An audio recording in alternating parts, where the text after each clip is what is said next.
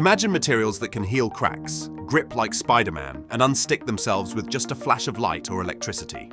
At Northeastern, Roubing Bai is transforming how we think about rubber, adhesives, and the future of smart manufacturing.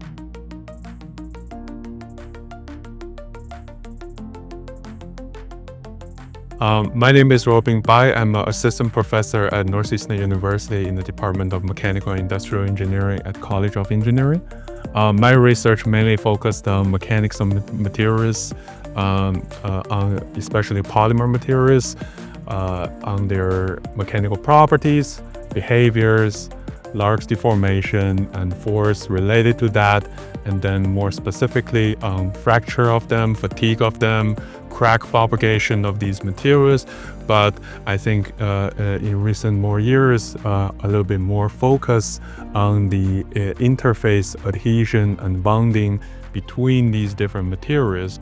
So we study a lot of polymers. One example is of course rubbers, or this is made of natural rubber.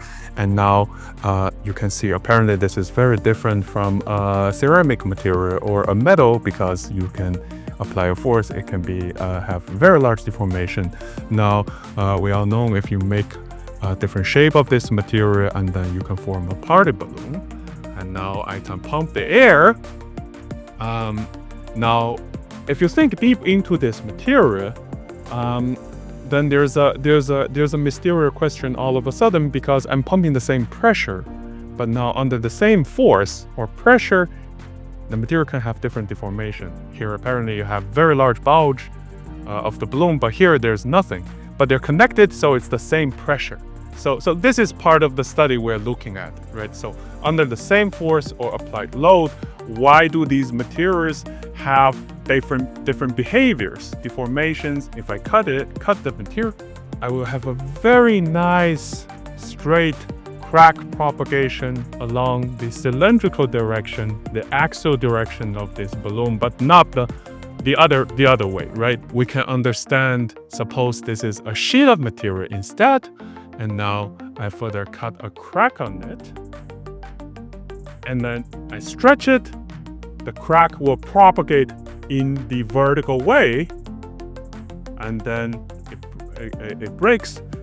But if I don't give that enough load, instead I do this small cyclic stretch or load, I'm going to see a fatigue crack growth, meaning it's under cyclic load.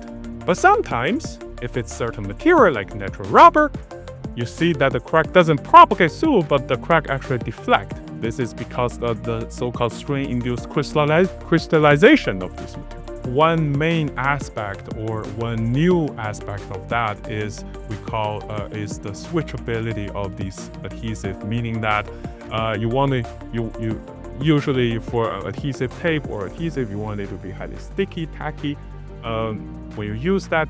But what if at the end of their life cycle of these devices or your equipment or any application, you just click it, or you just switch it with something like a heat, like a shining a light, like electricity, and then all of a sudden you can debond it, and then you can guarantee a long lifetime of the device.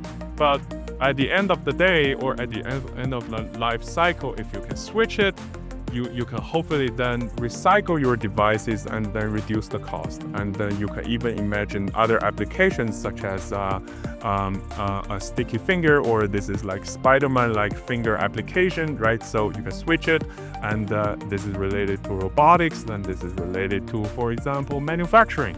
You can use this as a pick and place machine for different manufacturing methods.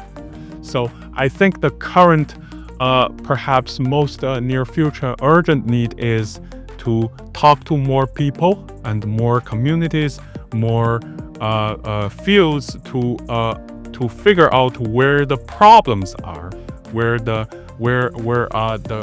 current pain points are, and hopefully and then motivated by those, we can develop a method to solve these problems. Can still constantly recruit our PhD students or postdoc scholars, and we get some good resource and funding from federal agents and maybe sometimes industrial collaborators as well. And now this research aspect is related to our recent awards, for example, our newly awarded NSF CAREER Award, and is also closely related and has been closely supported by CRI at Northeastern. Currently, the main focus is, of course, IP protection and patenting. We have non-provisional patent currently filed, and we also have filed a provisional patent last year. So we have 2 patents. These are both related to this switchable adhesive. We're moving towards that direction currently.